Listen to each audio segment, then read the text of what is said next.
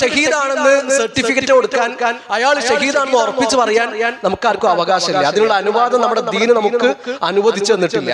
ഒന്നാമത്തെ കാര്യം. രണ്ടാമത്തെ കാര്യം, ഈ മനുഷ്യനൊക്കെ ഷഹീദാണെന്ന് പറയണമെങ്കിൽ അവരുടെ വിവരക്കേട് എത്രയായിരിക്കും? ഈ ഇറാന്റെ ഭരണാധികാരിയെ പറ്റിയിട്ട് നമ്മൾ പഠിച്ചിട്ടുണ്ടോ? അയാൾ ആരാണ്? അയാൾ മുസ്ലിങ്ങളോട് ചെയ്ത ക്രൂരത എത്രയാണ്? അയാള് അല്ലാഹുവിന്റെ റസൂൽ സല്ലല്ലാഹു അലൈഹി വസല്ലമയുടെ സഹാബിമാരുടെ വിഷയത്തിൽ എടുത്തിട്ടുള്ള നിലപാട് എന്താണ്? ആ മനുഷ്യൻ എഴുതിയ ഒരു പുസ്തകം മാത്രം, ആ പുസ്തകത്തിലുള്ള ചില ഭാഗങ്ങൾ ഞാൻ ഉദ്ധരിക്കാം. അൽ ഖവാസ് വൽ ലഹ്ബാത്തുൽ മസീരിയ എന്ന പേരിൽ അലി അൽ ഖാംനഈ അദ്ദേഹം എഴുതിയിട്ടുള്ള കിതാബ്. ആ കിതാബില് അബൂബക്കർ സിദ്ദീഖ് റളിയല്ലാഹു അൻഹു പറ്റിയിട്ട് ആ മനുഷ്യൻ പറയുന്നത്, ഈ ഉമ്മത്തിൽ ആദ്യമായിട്ട് ഭിന്നതയുണ്ടാക്കിയ ആള് അബൂബക്കറാണ്. ഈ ഉമ്മത്തിൽ ഭിന്നതയുണ്ടാക്കാൻ വേണ്ടിയിട്ട് അബൂബക്കറും മുഗീറത്ത് ബിൻ ശുഅബയും തമ്മിൽ ഗൂഢാലോചന നടത്തിയിട്ടുണ്ട്. ഉമർ ബിൻ ഖത്താബ് റളിയല്ലാഹു അൻഹു അല്ലാഹുവിന്റെ റസൂൽ സല്ലല്ലാഹു അലൈഹി വസല്ലമയുടെ വസിയത്ത് തടഞ്ഞവനായിട്ടാണ് അദ്ദേഹം ചിത്രീകരിക്കുന്നത്. ആരാണ് ഉമർ റളിയല്ലാഹു അൻഹു? ആരാണ് അബൂബക്കർ? ഇപ്പൊ നമ്മളൊക്കെ ഉമർ റളിയല്ലാഹുവിനെ പറ്റിയിട്ട് കേട്ടിട്ടുള്ള ഒരു കഥയുണ്ട്. ചെറുപ്പത്തില് ഒരു കുഞ്ഞിനെയും കൊണ്ട് ഉമർ ബിൻ ഖത്താബ് റളിയല്ലാഹു അൻഹു പോകുന്നു. ആ കുഞ്ഞിനെ ജീവനോടുകൂടി കുഴിച്ചു മൂടുന്നു. പിന്നീട് മുസ്ലിം ആയതിനു ശേഷം ഉമർ ബിൻ ഖത്താബ് റളിയല്ലാഹു അൻഹു അതിന്റെ പേരിൽ വല്ലാതെ സങ്കടപ്പെടുന്നു. ഷിയാക്കൾ ഉണ്ടാക്കിയ കഥയാണ്. ഉമർ റളിയല്ലാഹു അൻഹുവിനെയും അബൂബക്കർ റളിയല്ലാഹു അൻഹുവിനെയും അങ്ങേയറ്റം വെറുക്കുന്ന റാഫിദിയാക്കൾ ഉണ്ടാക്കിയ കെട്ടുകഥയാണത്. ഉമർ ബിൻ ഖത്താബ് റളിയല്ലാഹു അൻഹു അങ്ങനെ ജാഹിലിയത്തിലോ ഒരു പെൺകുട്ടിയെ കൊന്നിട്ടില്ല. ഉമർ റളിയല്ലാഹു അൻഹു ഖുറൈശിയാണ്. അറബികൾ എല്ലാവരും പെൺകുട്ടികളെ ജീവനോട് കൂടി കുഴിച്ചു മൂടിയവരല്ല. ഖുറൈശികൾക്കിടയിൽ അങ്ങനത്തെ ഒരു ഏർപ്പാടില്ല.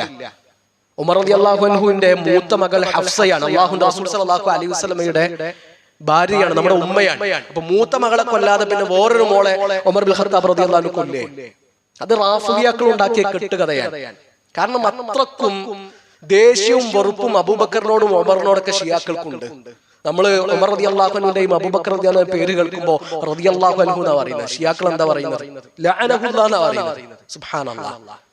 അബൂബക്കറിനെയും ഉമറിനെയും ശപിക്കട്ടെ എന്നാണ് അവർ പറയുന്നത്. ആയിഷ റളിയല്ലാഹു അൻഹയെ പറ്റിയിട്ട് ആ കിതാബില് ഈ പറഞ്ഞ ഷഹീദ് എന്ന് നമ്മുടെ നാട്ടിലെ ചില മനുഷ്യന്മാർ വിളിക്കുന്ന ഈ ചങ്ങാതി എഴുതി വെച്ചിട്ടുള്ളത്, ആയിഷ റളിയല്ലാഹു അൻഹ കള്ള സാക്ഷ്യത്തിന് കൂട്ടുനിന്നു എന്നാണ്. അബ്ദുല്ലാഹി ഇബ്നു സുബൈർ, ആയിഷ ബീവി, ഇവർ രണ്ടുപേരും കള്ളസാക്ഷ്യത്തിന് കൂട്ടുനിന്നു. സഅദ് ബിൻ അബി വഖാസ് റളിയല്ലാഹു അൻഹും അബൂ മൂസ അൽ അശ്അരി റളിയല്ലാഹു അൻഹും അബ്ദുല്ലാഹി ഇബ്നു ഉമറും അവർക്കൊക്കെ സത്യം അറിയാമായിരുന്നു. പക്ഷേ ദുനിയാവിനോടുള്ള മോഹം കാരണം ആ സത്യം അവർ മറച്ചു വെച്ചു. അല്ലാഹുവിന്റെ റസൂൽ സല്ലല്ലാഹു അലൈഹി വസല്ലമയുടെ സഹാബിമാരെ പറ്റിയിട്ട്, നമ്മുടെ ഉമ്മയെ പറ്റിയിട്ട് ഇയാൾ എഴുതി വെച്ചതാണ്. അംർ ഇബ്നു ആസ് റളിയല്ലാഹു അൻഹുവിനെയും അദ്ദേഹത്തിന്റെ ഉമ്മയെയും പറ്റിയിട്ട് ഇയാൾ എഴുതിയിട്ടുള്ളത്, അംർ ഇബ്നു ആസിന്റെ ഉമ്മ വ്യഭിചാരിണിയായിരുന്നു. നബി സല്ലല്ലാഹു അലൈഹി വസല്ലമയുടെ സഹാബിമാരെ പറ്റിയിട്ട് അത്രക്കും മോശമായ നിലപാടുകളാണ് ഷിയാക്കൾക്കുള്ളത്, പ്രത്യേകിച്ച് റാഫിദിയാക്കൾക്കുള്ളത്. അബ്ദുറഹ്മാൻ ഇബ്നു ഔഫിനെ ചതിയനും വഞ്ചകനും ആയിട്ടാണ് ഈ കിതാബിൽ ഇയാൾ ചിത്രീകരിക്കുന്നത്. ഈ മനുഷ്യനെ മരിച്ചു കഴിഞ്ഞാൽ ഷഹീദ് എന്ന് വിളിക്കാൻ എന്ത് യോഗ്യതയാണ് അയാൾക്കുള്ളത്? അപ്പൊ നമ്മളിങ്ങനെ പറയും, അപ്പൊ നിങ്ങള് അമേരിക്കന്റെ കൂടെയാണോ? അപ്പൊ നിങ്ങൾ ഇസ്രായേലിന്റെ കൂടെയാണോ? നമ്മൾ അമേരിക്കന്റെ കൂടെയല്ല, ഇസ്രായേലിന്റെ കൂടെയല്ല, ഇറാന്റെ കൂടെയുമല്ല. ഇത് മൂന്നും ഇസ്ലാമിന്റെ ശത്രുക്കളാണ്. അമേരിക്കയും ഇസ്രായേലും ഇസ്ലാമിന്റെ ശത്രുക്കളാണ്. അതുപോലെ ഇസ്ലാമിന്റെ ശത്രുക്കളാണ് ഇറാനും. അവരുടെ ചരിത്രം നമ്മൾ പഠിക്കണം. ഷിയാക്കളെ പറ്റിയിട്ട് നമ്മൾ പഠിക്കണം. പാലസ്തീൻ ജനതയോട് ഇസ്രായേൽ കാണിച്ച ക്രൂരത നമുക്കറിയാം. ഫിലസ്തീനിൽ ഇസ്രായേൽ കൊന്നൊടുക്കിയ പാവപ്പെട്ട മക്കളെക്കാളും എത്രയോ ഇരട്ടിയാണ് സിറിയയിൽ സുന്നികളായ മനുഷ്യരോട് ബഷാറുൽ അസദ് എന്ന ഷിയഈ ഭരണാധികാരി കാട്ടിക്കൂട്ടിയ കൂട്ടക്കുരുതി. അത് നമ്മൾ അറിയോ? നമ്മളെ മീഡിയ നമുക്കത് എത്തിച്ചു തന്നിട്ടില്ല.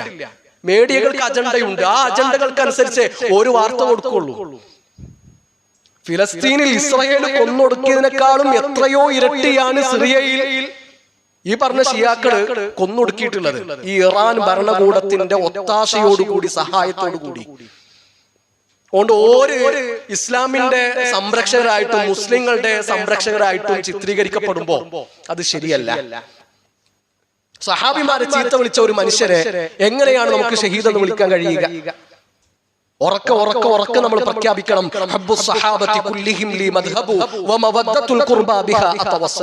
എല്ലാ സഹാബിമാരെയും സ്നേഹിക്കുക എന്നതാണ് അഹ്ലുസുന്നയുടെ അഖീദ.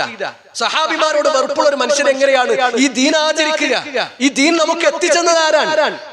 അല്ലാഹുവിന്റെ റസൂൽ സല്ലല്ലാഹു അലൈഹി വസല്ലമയുടെ ചുണ്ടുകളിൽ നിന്ന് ഇസ്ലാമിന്റെ അധ്യാപനങ്ങൾ കാതുകൾ കൊണ്ട് നേരിട്ട് കേട്ടവരാണ് അല്ലാഹുവിന്റെ റസൂൽ സല്ലല്ലാഹു അലൈഹി വസല്ലമയുടെ അനുചരന്മാർ.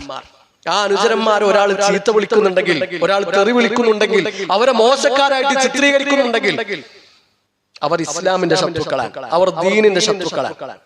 സഹാബിമാരെ ചീത്ത വിളിക്കുന്നവൻ ദീനിന്റെ ശത്രുക്കളാണ്. وقل إن خير الناس بعد محمد وزيراه قدما ثم عثمان الأرجح ورابعهم خير البرية بعدهم علي حليف الخير بالخير منجح وإنهم للرهط لا ريب فيهم على نجب الفردوس بالنور تسرح سعيد وسعد وابن عوف وطلحة وعامر فهر والزبير الممدح. സ്വർഗം കൊണ്ട് സന്തോഷ വാർത്ത അറിയിക്കപ്പെട്ട ഈ സഹാബിമാരെ പറ്റിയിട്ടൊക്കെ എഴുതി വെച്ചിട്ടുള്ളതാണ്. ഇത് ഒരൊറ്റ കിതാബിലുള്ള ഉദ്ധരണികളാണ്. ഒറ്റ കിതാബില് ഈ പറഞ്ഞ അലി ഖാംനഈ എഴുതി വെച്ചിട്ടുള്ള കാര്യങ്ങളാണ് ഞാൻ വായിച്ചത്. അപ്പൊ എത്ര വലിയ അപരാധമാണ് സഹാബിമാരോട് ഷിയാക്കൾ കാണിച്ചിട്ടുള്ളത്, റാഫിദിയാക്കൾ കാണിച്ചിട്ടുള്ളത്. അതുകൊണ്ട് ഇങ്ങനത്തെ വിഷയങ്ങളിൽ ഇടപെടുമ്പോൾ നമ്മൾ പക്വമായിട്ട് ഇടപെടുക. ഇസ്ലാം എന്ന് പറഞ്ഞ വികാരമല്ല, വിവേകത്തോടു കൂടി ഇടപെടുക. സോഷ്യൽ മീഡിയയിലൊക്കെ വളരെ ഗൗരവപരമായ ചർച്ചകൾ നടന്നുകൊണ്ടിരിക്കുകയാണ്. അപ്പൊ ഇതില് നമ്മുടെ നിലപാട് എന്താണ്? അഹ്ലുസുന്നയുടെ നിലപാട് എന്താണ്? നമ്മുടെ ദീൻ എന്താണ് നമ്മളോട് പറയുന്നത്? ഇതൊരു രാഷ്ട്രീയ വിഷയമല്ല, ഇത് നമ്മുടെ വിശ്വാസകാരിയാണ്, ഇത് നമ്മുടെ അഖീദയുടെ വിഷയമാണ്. അപ്പൊ അത് ആ ഗൗരവത്തിൽ തന്നെ കാണാൻ നമ്മൾ പ്രത്യേകം ശ്രദ്ധിക്കുക. ആത്മാർത്ഥമായിക്കൊണ്ട് നമ്മുടെ സഹോദരങ്ങൾക്ക് വേണ്ടിയിട്ട് നമ്മൾ പ്രാർത്ഥിക്കുക. നമുക്ക് അമേരിക്കയുടെയും ഇസ്രായേലിന്റെയും ഇറാന്റെ ഒക്കെ മുകളിൽ ഒരു അല്ലാഹു ഉണ്ട്. ആ റബ്ബിൽ നമ്മൾ പ്രതീക്ഷ വെക്കുക. അതാണ് ബദർ നമുക്ക് തരുന്ന സന്ദേശവും. അല്ലാഹു നമ്മുടെ ഒക്കെ സഹോദരങ്ങളുടെ ജീവിതത്തിൽ സ്വസ്ഥതയും സമാധാനവും ഒക്കെ നൽകട്ടെ. ആ ഗൾഫ് രാജ്യങ്ങളിൽ അല്ലാഹു പൂർണ്ണമായിട്ടുള്ള ശാന്തി തിരിച്ചു നൽകട്ടെ. പ്രിയപ്പെട്ടവരെ, നമ്മൾ അവസാനത്തെ 10ലേക്കാണ് നീങ്ങിക്കൊണ്ടിരിക്കുന്നത്. റമദാൻ എന്ന് പറഞ്ഞാൽ പെട്ടെന്ന് തീർന്നുപോയി. എത്ര പെട്ടെന്നാണ് ഈ ദിവസങ്ങൾ കടന്നു പോയതെന്ന് നമ്മൾ ആലോചിക്കുക. അയ്യാമ മഅദൂദാത്ത്, എണ്ണപ്പെട്ട കുറച്ച് ദിവസങ്ങളാണെന്ന് ഖുർആൻ പറഞ്ഞത് എത്ര സത്യമാണ്. ഇനി കുറച്ച് ദിവസങ്ങൾ കൂടിയാണ് നമ്മുടെ മുമ്പിലുള്ളത്. അവസാനത്തെ 10 നമ്മൾ നന്നായിട്ടൊന്ന് ഒരുങ്ങുക. അരമുണ്ടൊക്കെ മുറുക്കി കൊടുത്ത് ഇബാദത്തുകൾ സജീവമായി പള്ളിയിലേക്ക് കൂടുതൽ അടുക്കാൻ നമ്മൾ ഓരോരുത്തരും ശ്രദ്ധിക്കുക. നബി സല്ലല്ലാഹു അലൈഹി വസല്ലം ശദ്ദ മിസ്റഹു വഅഹ്യാ ലൈലഹു വഅയ്ഖള അഹ്ല, അരമുണ്ടൊക്കെ മുറുക്കി കൊടുത്ത് കുടുംബത്തെ വിളിച്ചുണർത്തി രാത്രിയെ ജീവിപ്പിച്ചിരുന്ന ദിവസങ്ങളാണ് വരുന്നത്. ഇപ്പൊ രാത്രി നിസ്കാരങ്ങളിൽ ഇത്ര ദിവസം നമുക്ക് കണിശതയില്ലായിരുന്നുവെങ്കിൽ ഇനിയുള്ള ദിവസങ്ങൾ അങ്ങനെ ആകാൻ പറ്റൂല. ഖുർആൻ പാരായണത്തിൽ നമ്മൾ ഒരുപാട് പറകിലായിരുന്നുവെങ്കിൽ ഇനിയുള്ള ദിവസങ്ങൾ അങ്ങനെ ആകാൻ പറ്റൂല.